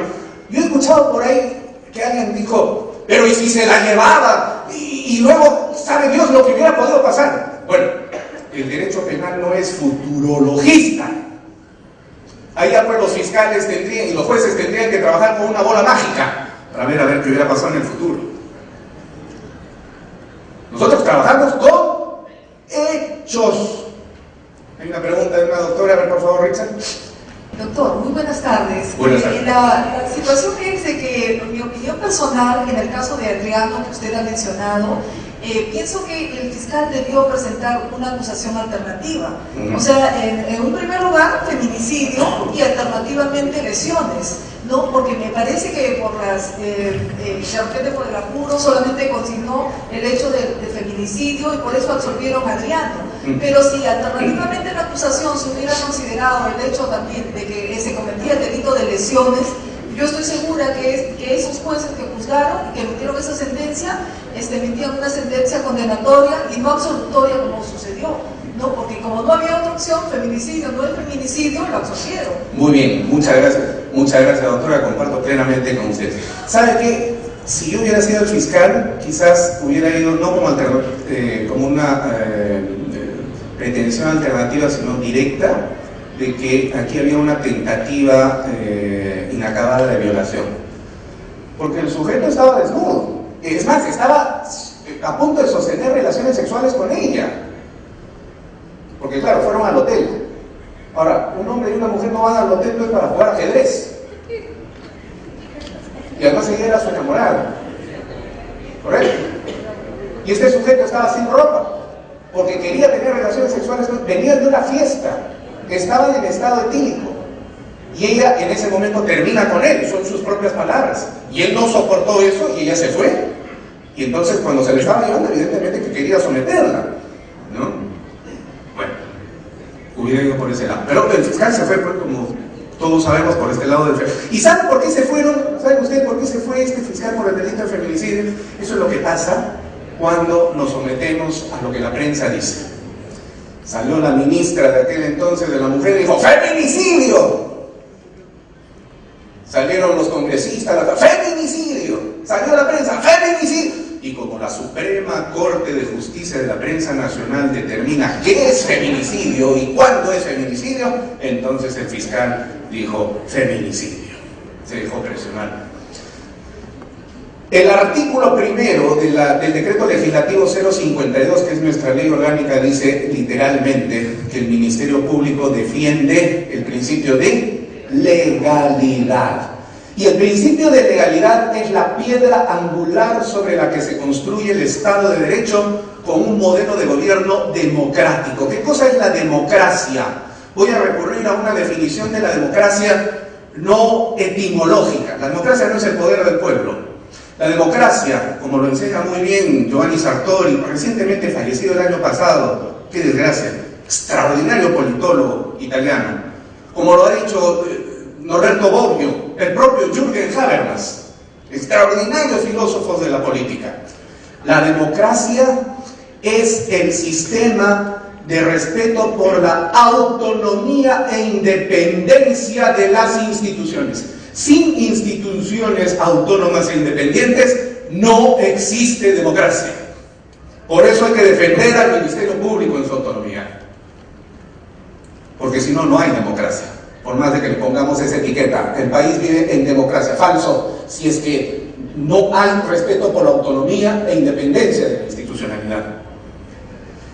Y si nosotros nos dejamos como operadores jurídicos, como fiscales, como jueces, como policías, como representantes del CEN, del Ministerio de la Mujer, como miembros integrantes del MINJUS, o lo que fuere, porque la turba salió a la calle con sus palos y con sus antorchas, porque la prensa presiona, eso ya no es democracia, eso se llama oclocracia. ¿Qué cosa es la oclocracia? Es el poder de las muchedumbres. Eso en ninguna parte del planeta es civilizado. Entonces, ahí está la consecuencia de someterse a la oclocracia. Ahora, al final, el Poder Judicial ayacuchano absolvió a Adriano Pasos de la tentativa del delito de feminicidio y lo condenó por el delito de lesiones simples. Porque claro, el jalón de cabello, y luego en la evaluación pericial correspondiente, arrojó 4 por 8. Ah, no, perdón, 8 por 12 lesiones leves. Muy bien.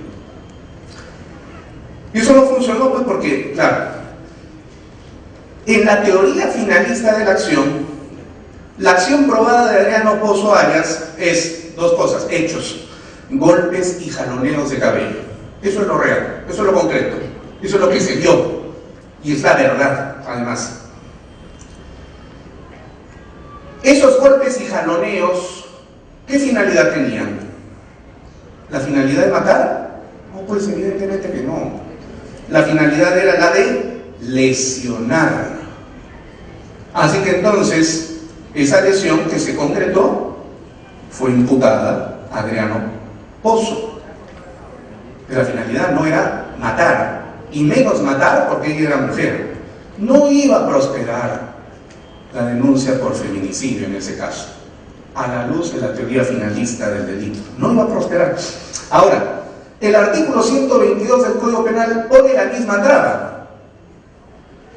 Dice, la pena será privativa de libertad no menor de 3 ni mayor de 6 años si la víctima, en el inciso 3, es mujer y es lesionada por su condición de tal. Otra vez la misma figura. Oigan, ¿se les ha ocurrido a usted qué pasaría si creamos un robo? El que roba a una mujer por ser mujer, el que hurta a una mujer por ser, el que usurpa la casa de una mujer por ser mujer. ¿Se han imaginado qué pasaría? Todo sería impune, como fue impune esta acción. Ese es el grave problema. El problema está en la redacción del tipo penal. Ese es el grave problema. ¿Por qué el Congreso de la República decidió redactar así el tipo penal? Será reprimido con pena privativa de libertad no menor de 15 años el que mata a una mujer por su condición de tal. Ahí le pusieron el candado. ¿Sí? Claro, qué bonito, salió en la prensa y dijeron que bueno, ya tenemos delito de feminicidio, extraordinario, el Perú ha pasado a otro nivel de protección de la mujer, etcétera, etcétera. Había gente que quería poner su sello ideológico en el Código Penal y lo logró. Ahí está, y acá están las consecuencias. Ahí están las consecuencias. Y el Observatorio de Criminalidad del Ministerio Público, ya vieron ustedes las cifras, cada vez se está reduciendo más. No porque no hayan homicidios de mujeres, sino porque ustedes, fiscales, saben perfectamente que este tipo penal es muy difícil de usar. Por eso se recurre a otras figuras alternativas, que sí están creciendo. Y como espuma de cerveza. Muy bien, no podemos entonces en este momento cambiar ese tipo penal. No nos podemos quedar de brazos cruzados porque se genera impunidad. Muy bien, vamos a proponer entonces la solución. La mía, particularmente, si a mí me preguntan, sería modificar la redacción de ese artículo 100B del Código Penal. Pero si es que se modifica la redacción de ese artículo 108B, no tendría sentido tampoco, porque la figura ya estaría insertada dentro de la figura de parricidio o de homicidio, ¿no? Pero bueno, ya está ese tipo penal. Muy bien, vamos a proponer una solución. El primer colega que intervino dijo, y recojo sus palabras y las hago mías, con la teoría finalista del delito no vamos a tener buenos resultados. Vamos a recurrir, dijo él, a la teoría de los roles sociales. Estoy totalmente de acuerdo con usted, doctor. Esa es la solución por el momento. ¿Qué cosa es el rol social? La teoría del rol social, a diferencia de la teoría finalista de la acción, que también es una teoría del delito, dice lo siguiente, en suma cuenta y sintetizando. Todas las personas, y ojo pestaña y ceja, solamente somos personas cuando cumplimos la ley. Si no cumplimos la ley, dejamos de ser personas, somos sujetos de derecho, pero personas no.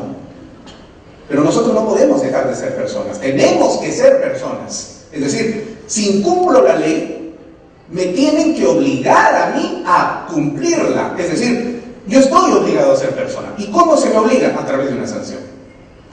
O sea, la finalidad de la pena, ahí no es reeducación, reinserción, no. La finalidad de la pena, en la teoría jacobsiana del delito, es volver a la persona, persona. Es decir, que cumpla con la ley. Entonces, esta teoría del rol social que el profesor Jacobs ha descrito dice lo siguiente. Todas las personas desempeñamos todos los días etiquetas, es decir, roles sociales. Ejemplo, yo vivo en Surco. Cuando salgo de mi casa, me monto en mi carro, en mi vehículo y empiezo a manejar hasta aquí. En ese momento yo estoy desempeñando un rol social. ¿Cuál es el rol social que estoy desempeñando? El de conductor de un vehículo motorizado. Como tal, estoy obligado a respetar las normas jurídicas que regulan mi conducta por el rol social que desempeño, es decir, de conductor. Cuando ya llego a la fiscalía, estaciono mi carro y subo aquí al piso 11 y me instalo en mi oficina, ya no soy conductor, asumo otro rol social, gerente central de la Escuela del Ministerio Público, con mucho honor. Y entonces Yo respondo a las normas jurídicas que determinan mi conducta como funcionario público. Decreto Legislativo 276, Decreto Supremo 005, artículos 38 y 51 de la Constitución Política del Estado, los tratados internacionales de lucha contra la corrupción, porque no soy corrupto, el régimen Decreto Legislativo 728, etc. Es decir, todas las normas que determinan cómo debe ser mi conducta como funcionario público, por el rol que estoy desempeñando. En este momento estoy ejerciendo otro rol. Ahorita yo no soy gerente, ahorita soy profesor, conferencista. Por lo tanto, este rol que yo cumplo está determinado por el conjunto de normas que determinan mi condición de rol de conferencista.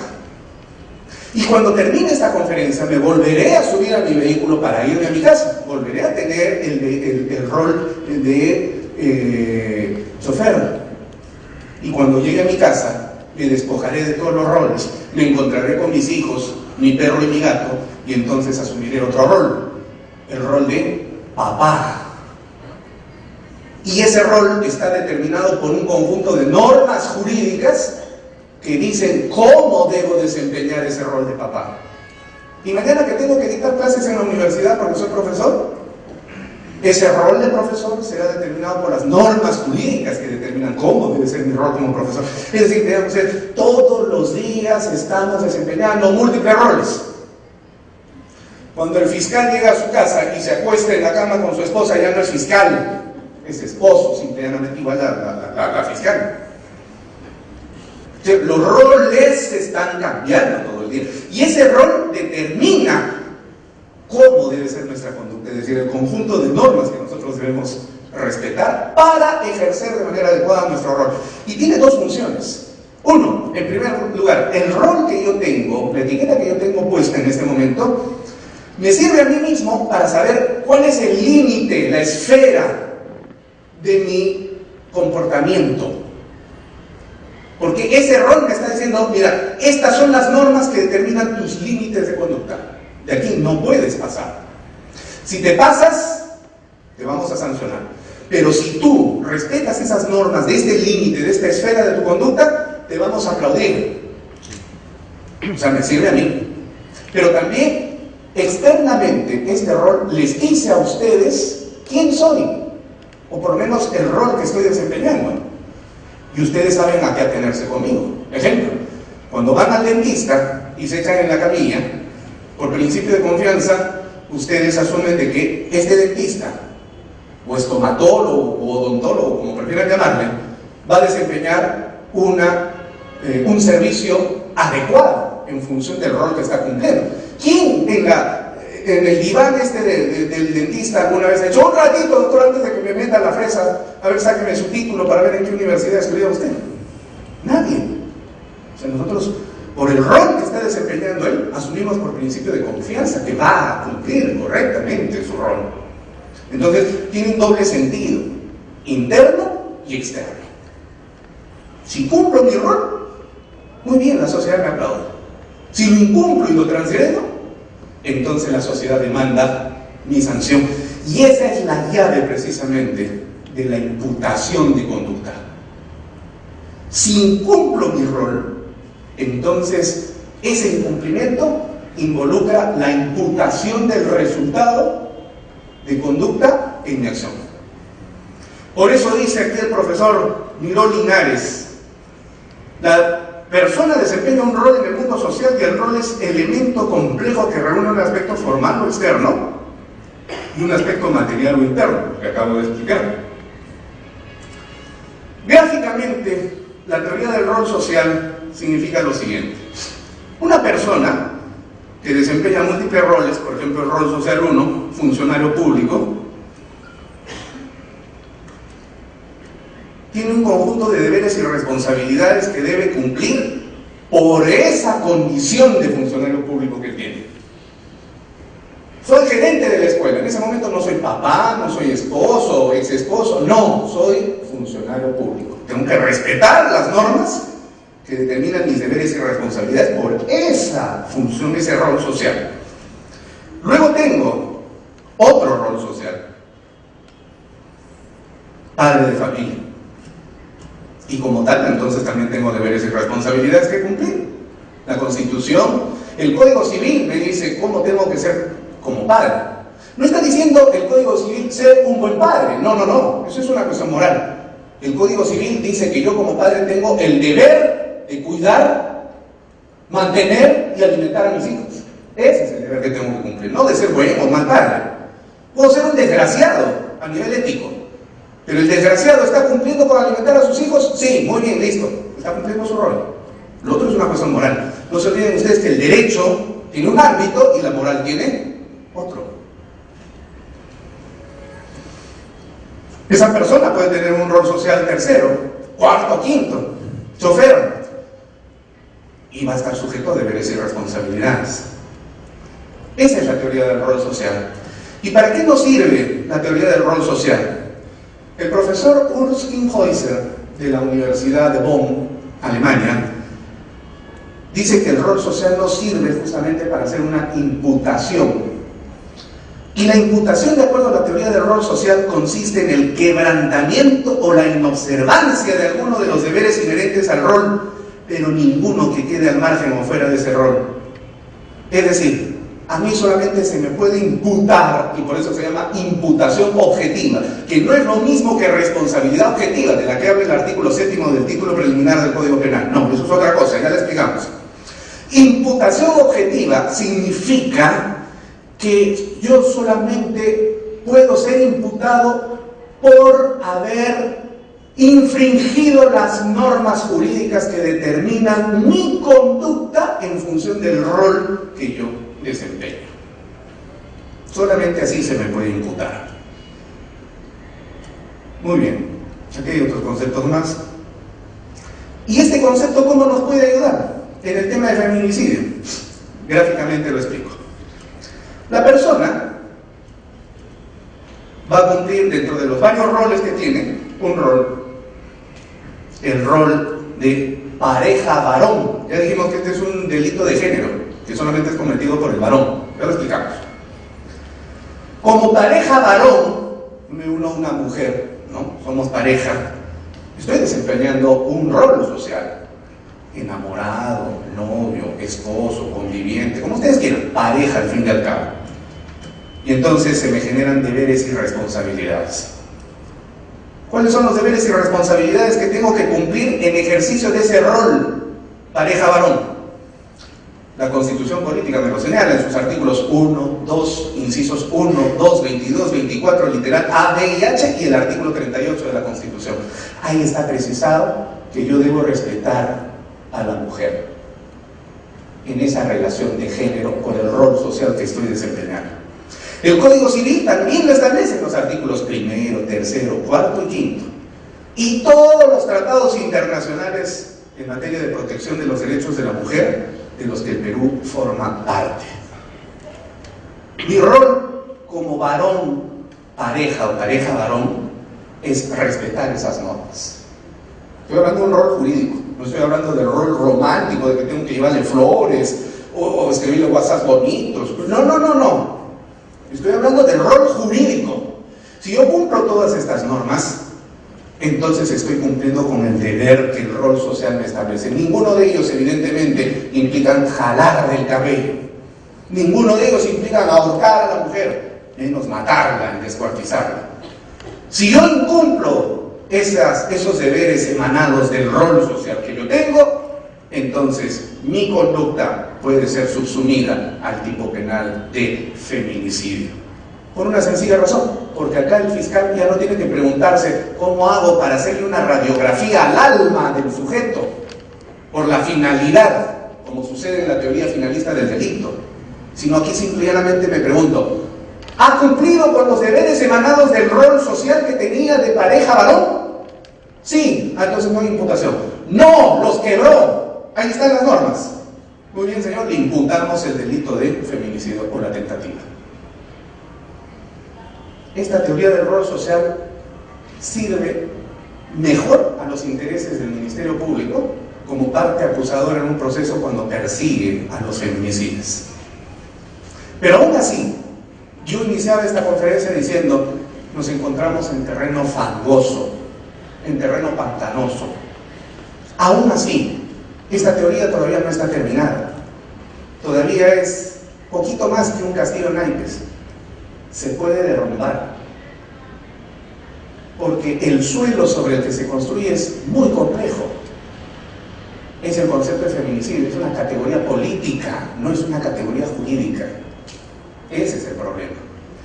Si nosotros hubiéramos hecho, así como la experiencia normativa en la legislación comparada en otros países, la cosa sería diferente.